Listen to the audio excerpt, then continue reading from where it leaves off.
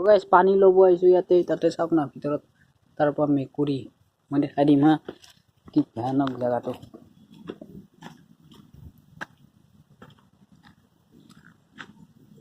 ইয়াতে আছে এটা ঘৰ ইয়াতে মানুহ নাই